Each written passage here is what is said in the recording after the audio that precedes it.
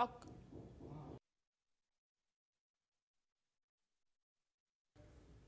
नमस्कार, India news Haryana देख रहे हैं आप। मैं आपके साथ अर्पिता सिंह। आज बात करेंगे फसल खरीद की तैयारी को लेकर। आपको बता दें कि हरियाणा की मंडियों में ग्रीष्मकालीन फसलों की सरकारी खरीद को लेकर तैयारियां अब अपने अंतिम चरण में पहुंच चुकी हैं।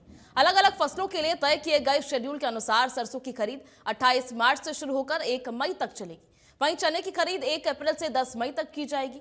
इसके अलावा ग्रीष्मकालीन मूंग की खरीद 15 मई से 20 जून तक और सूरजमुखी की खरीद 1 जून से 30 जून तक प्रस्तावित की गई है।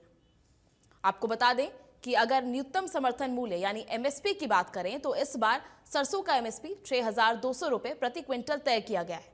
चने के लिए 5,875 रुपए, मसूर के लिए 7,000 रुपए, सूरजमुखी के लिए 7,721 रुपए और ग्रीष्मकालीन मूंग के लिए 8,768 रुपए प्रति क्विंटल निर्धारित किया गया। ऐसे में किसानों को उम्मीद है कि उन्हें उनकी फसल का उचित दाम मिलेगा।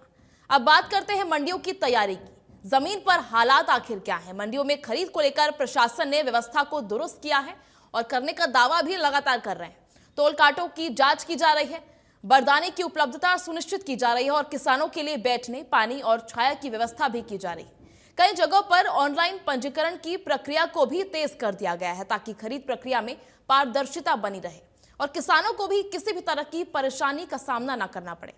उत्पादन के आंकड़े भी इस बार खास अहम है।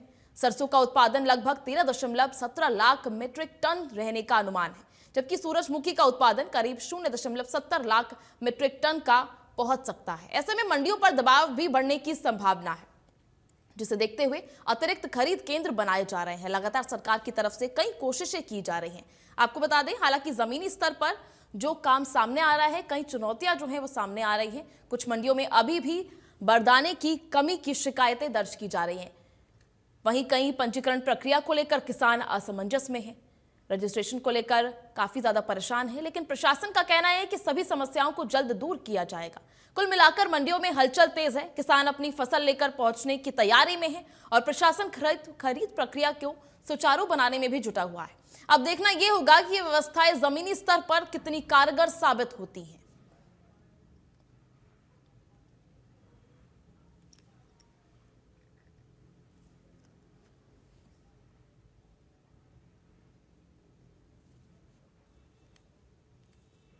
तो आपको बता दें, आज बात करेंगे इसी को लेकर ही खास चर्चा होगी, जहां फसल खरीद को लेकर प्रशासन जो है पूरी तरह से तैयार नजर आ रहा है। चलिए आपको ग्राफिक्स के जरिए समझाते हैं फसल खरीद की तैयारियां किस तरह चल रही है। गेहूं की खरीद का समय की बात करें तो 1 अप्रैल से है। वहीं सरसों की खरीद की समय की बात करें तो 28 मार्च से 1 मई तक है। चने की बात करें तो 1 अप्रैल से 10 मई तक है। मूंग 15 मई से 20 जून तक, सूरजमुखी 1 जून से 30 जून तक, वहीं मसूर 20 मार्च से 30 अप्रैल तक। तो ये खरीद की समय आपको बता रहे थे किस तरह फसल खरीद की तैयारियां जो है मंडी में पूरी तरह से की जा चुकी हैं। सरकार जो है इसको लेकर लगातार दावे कर रही है कि सरकार इसको लेकर पूरी तरह से तैयार है। वहीं आपको दिखा रहे हैं किस तरह अलग अलग फसलों का खरीद का समय जो है वो भी सामने आपको दिखा रहे हैं। गेहूं का जो है 1 अप्रैल से शुरू हो जाएगा खरीद का समय। वहीं सरसों में भी 28 मार्च से ये शुरू हो चुका है और 1 मई तक ये जाएगा। आपको बता दें 28 मार्च से 1 मई तक सरसों की फसल खरीद का समय है। चना भी 1 अप्रैल से स्टार्ट हो जाएगा। आपको बता दें वहीं फसल खरीद की तैयारियां जो हैं वो भी लगातार जारी हैं। इसी बीच चने की खरीद 1 अप्रैल से 10 मई तक की जाएगी। लगातार आपको स्क्रीन पर दिखा रहे हैं। ग्रीष्मकालीन मूंग की खरीद भी 15 मई से 20 जून तक की जाएगी। तो ये तमाम फसल खरीद की तैयारियां जो है मंडी में पूरी हो गई हैं और अलग अलग फसलों की खरीद का समय जो है वो भी सुनिश्चित कर दिया गया है। तय शेड्यूल के अनुसार सरसों की खरीद 28 मार्च से शुरू होकर 1 मई तक जाएगी, जबकि चने की खरीद 1 अप्रैल से 10 मई तक प्रस्तावित है। आपको बता दें इसी को लेकर एमएसपी भी सुनिश्चित कर दिया गया है। सूरजमुखी पर एमएसपी 7,721 रुपए प्रति क्विंटल कर दी गई है। इसी के साथ ग्रीष्मकालीन मूंग के एमएसपी की बात करें तो 8,768 रुपए प्रति क्विंटल इसकी एमएसपी तय की गई है। सरसों उत्पादन लगभग 13,17,000 मीट्रिक टन का अनुमान लगाया गया है। उत्पादन को लेकर भी तमाम जो संख्याएं हैं वो सामने आ चुकी हैं। आपको बता दें सूरजमुखी का उत्पादन जो है लगभग 70,000 मीट्रिक टन तक जा सकता है। वहीं सरसों की खरीद जो है 28 मार्च से 1 मई तक होने का अनुमान लगाया गया है। वहीं मंडियों की तैयारियों को लेकर प्रशासन लगातार दावे कर रहा है कि सभी व्यवस्थाएं जो हैं वो कर दी जा चुकी हैं। फसल खरीद की तैयारी जो है प्रशासन की तरफ से, सरकार की तरफ से पूरी कर दी जा चुकी है। हालांकि किसान जो है अभी भी असमंजस में है। और कई परेशानियां जो है किसानों को अभी भी।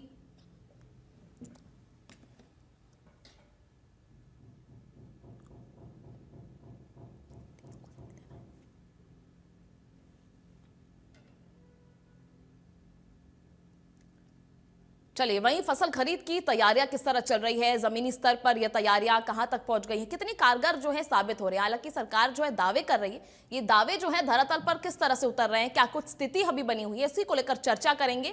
हमारे सहयोगी देवीदास शारदा इस वक्त यमुनानगर से हमारे साथ लाइव जुड़ चुके हैं, वहीं विकास कुमार करनाल से इस वक्त हमारे साथ लाइव जुड़ चुके हैं, वहीं राजीव अरोड़ा भी कुरुक्षेत्र से हमारे साथ लाइव जुड़ चुके हैं।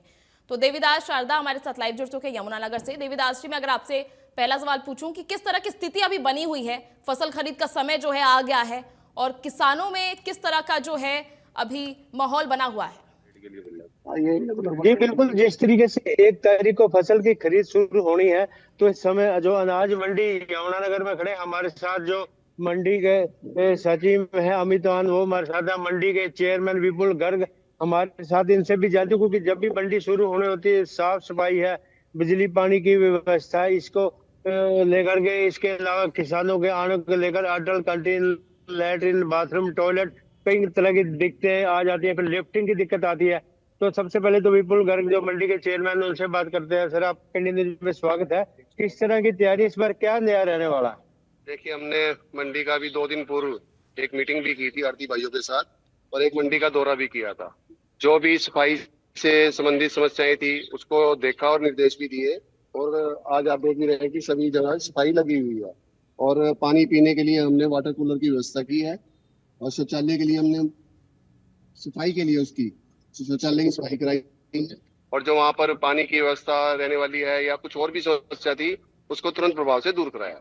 इसमें सर नया क्या रहने वाला है? जैसे कहा कि जो वेरिफिकेशन है, जो भी किसान लेकर आएगा उसकी बायोमेट्रिक होगी गेट पर, तो उसकी एंट्री होगी। देखिए, अब की बात सरकार ने एक निर्णय लिया है कि जो भी किसान आएंगे वो गेट पर बायोमेट्रिक सत्यापन के द्वारा ही खरीद होगी। गेट पर जो ट्राली आएगी उसका आगे नंबर अनिवार्य है, ट्रैक्टर का नंबर अनिवार्य होगा, तभी उसकी फोटो के साथ उसका सत्यापन होगा और बायोमेट्रिक से ही उसकी खरीद होगी। अभी जैसे पूरे हरियाणा की मंडी के किसान आड़ती थे, वो अपने अपने उपायुक्तों के माध्यम से मुख्यमंत्री को ज्ञापन भी सौंपा, क्योंकि ऐसा पॉसिबल नहीं, कोई बाहर है, कोई विदेश है, किसी को बाहर जाना पड़ रहा है, तो उस सूरत में क्या हाल होने वाला है? देखिए, उसके लिए 3 आदमियों को वेरीफाई कर दिया है कि किसी किसान अगर जो कोई बाहर है या नहीं आ सकता, तो वो 3 आदमियों को अपनी जगह कंडीकेट कर सकता है, तो उसके द्वारा वो खरीद करवा सकता है। बिल्कुल, मंडी अधिकारी अमित मान भी हमारे साथ ये बताएंगे। सर, जिस तरीके से 1 तारीख को मंडी शुरू होने जा रही है, तो क्या व्यवस्था देने वाले हैं आप? हमारी मंडी में जैसा कि पूर्व की तरह सारी मूलभूत सुविधाएं उपलब्ध भी हैं, और जो कुछ कमी थी वो हमारे द्वारा और चेयरमैन साहब द्वारा मिलकर करा ली गई है। जैसे कि वाटर कूलर की 1-2 की कमी थी, वो हमारे द्वारा नए मंगा लिए गए हैं।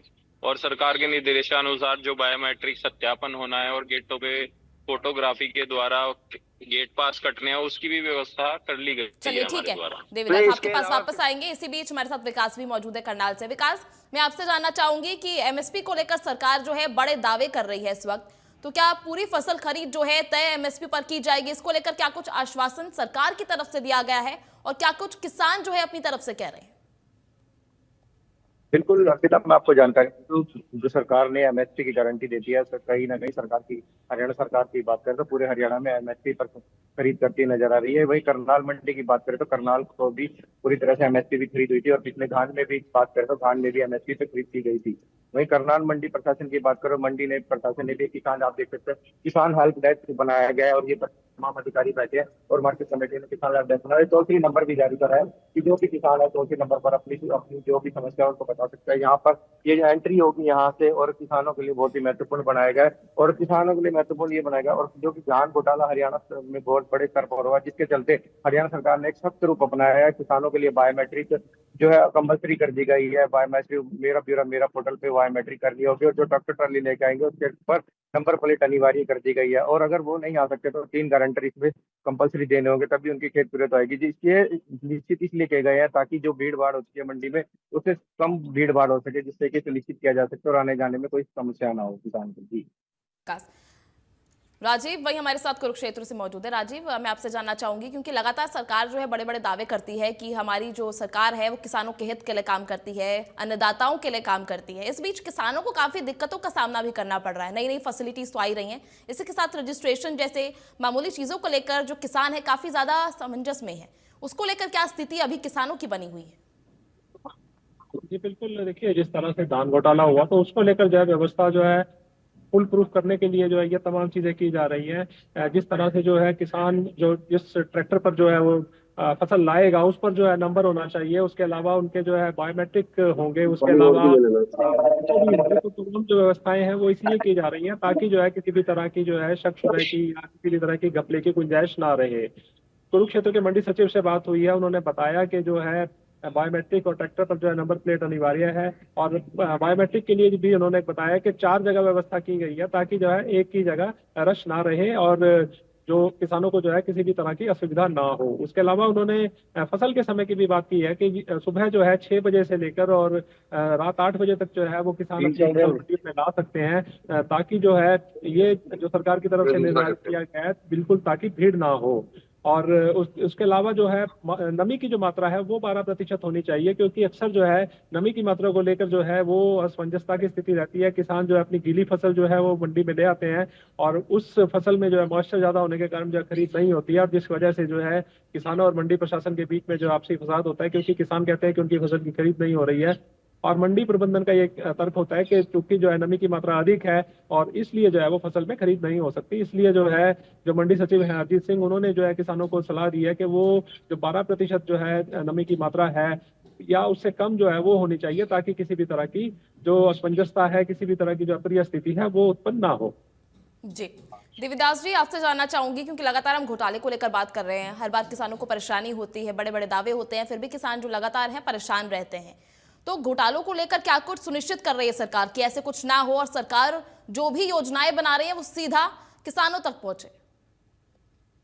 जी बिल्कुल, जिस तरीके से पीछे भी धान घोटाला हुआ, तो अकेले यमुनानगर की बात करें तो 70 करोड़ का धान घोटाला हो, धान घोटाला ना हो, ट्रांसपेरेंसी हो, उसके लिए ही सरकार की योजना बनाई थी कि जो भी ट्रैक्टर ट्राली किसान के आते हैं, लिफ्टिंग होगी या बाहर धान जो भी गेहूं बाहर जाएगा उसका प्रॉपर रिकॉर्ड रह सके उसके लिए। लेकिन जो किसानों ने अपनी दिक्कत बताई, आड़तियों ने अपनी दिक्कत बताई, हालांकि पूरे हरियाणा में जिला स्तर पर जो है प्रदर्शन भी आड़तियों के द्वारा किए गए। उनका ये कहना था कि जो भी जमीन का मालिक है उसका पॉसिबल नहीं है पहुंचना, इसलिए उसके लिए जैसे भी चेयरमैन विपुल गर्ग ने बताया भी है कि 3 आदमी नॉमिनेट किए गए।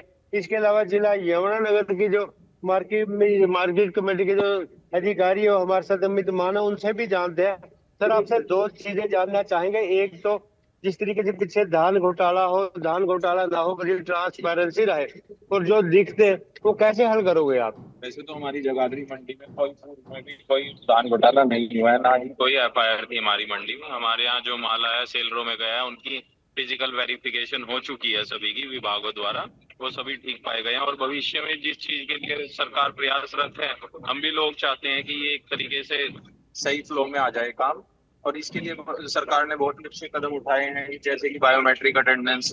तो बायोमेट्रिक अटेंडेंस होगी तो कोई दूसरा व्यक्ति तो रहेगा ही नहीं उस काम को नहीं, इसके अलावा और क्या सुनिश्चित कर दे, क्योंकि सरकार का जो पैसा आम जन का पैसा होता है, एक एक पैसा पाई लोग बड़े गरीब आदमी टैक्स के माध्यम से इकट्ठा होता है। जिस तरीके से घोटाला एक ही बार में करोड़ों का होता है वो बड़ा दुखदायी हो जाता है। सर, सरकार ने इसके लिए पूर्व में ही ये कार्यवाही कर दिया। उन्होंने पहले आड़तियों के खातों में पैसा जाता था, अब कुछ वर्षों से किसान के खाते में ही पैसा जाता है, इसलिए अब ये कोई दिक्कत वाली बात नहीं है और ना ही भविष्य में ऐसा होने की संभावना है। जी बिल्कुल बिल्कुल, यही कहा जाता है, क्योंकि भविष्य में इन्होंने यही अधिकारियों ने कहा कि जिस तरीके से बायोमेट्रिक की बात आई है, ट्रैक्टर ट्राली के नंबर की बात आई, चाहे एक भी अन्न का दाना खेती जितनी भी है किसान की यदि मंडी में आती है या आगे जाएगी, उसका पाई का हिसाब रखा जाएगा ताकि बड़ी ट्रांसपेरेंसी रहे, किसी भी तरह का कोई घोटाला आगे उजागर ना हो। इसके अलावा और भी आगे डे बाय डे यदि किसी तरह की कोई घोटाला की बात आती है तो भी सरकार का ध्यान पूरा इस तरीके पर है कि किस तरह के कोई भी व्यक्ति घोटाला ना कर पाए। जी चलिए, सरकार तमाम जो चीजें हैं वो सुनिश्चित कर रही है, चाहे वो बायोमेट्रिक चीज हो, नई फैसिलिटीज हो, चाहे वो नई जनरेशन के लिए हो या नई फैसिलिटीज को लाना हो। वहीं हम विकास आपसे जानेंगे कि मंडी में फिलहाल तैयारियां किस तरह से चल रही हैं। काफी बड़ी संख्या में किसान जो है वो वहां पहुंचेंगे, उनको लेकर क्या कुछ व्यवस्थाएं मंडी में की जा रही हैं? हाँ बिल्कुल, मैं अर्पिता आपको जानकारी दे दूं, करनाल मंडी में पूरी तरह से व्यवस्था सुनिश्चित कर दी गई है। मंडी प्रशासन ने भी सफाई व्यवस्था का ध्यान रखते सफाई भी विशेष तौर पर करवाई है। और वहीं पानी की बात करें तो पानी की, क्योंकि सरकार के द्वारा भी निर्देश दिए गए हैं कि सीसीटीवी कैमरा एक भी खराब नहीं होना चाहिए। सीसीटीवी की भी चेकिंग मंडी प्रशासन के द्वारा कराई गई है। जो पूरी मंडियों में 3 गेट बनाए गए हैं, 3 गेट में यहाँ पर पास कटेंगे, 6 से 8 बजे तक का टाइमिंग होगा। और जो बायोमेट्रिक होगी किसान की पूरी तरह से, और जो ट्रैक्टर ट्रैली है नंबर प्लेट भी लगाई गई है। और व्यवस्था की बात करें, पानी की व्यवस्था की बात करें, चाहे लाइट की व्यवस्था की बात करें, अगर इन दिनों बारिश भी आती है तो शेड की व्यवस्था भी की गई है और शेड भी पूरी तरह से सफाई कर दी गई है। मंडी प्रशासन भी पूरी तरह आता है, क्योंकि सरकार इस बार पूरी निर्देश दिए गए हैं, क्योंकि गान घोटाला जिसके चलते सरकार ने बड़ा एक्शन लिया। और जो मंडी है, जो कानून है, उनको बदलाव का भी बड़ा प्रभाव किया है कि बायोमेट्रिक होगी, ट्रैक्टर ट्रैली की बात करें, नंबर प्लेट होगी, बार कोड के जरिए वेरिफिकेशन होगी, सब कुछ होगा, जिसके चलते सरकार मंडी प्रशासन ने पूरी तरह से अलर्ट है। चलिए ठीक है, देवीदास जी, विकास, राजीव, आप तीनों का बहुत बहुत शुक्रिया हमारे साथ जुड़ने के लिए और ये तमाम जानकारी साझा करने के लिए। चलिए खबरों में आगे बढ़े उससे पहले रुक कर लेते हैं इस वक्त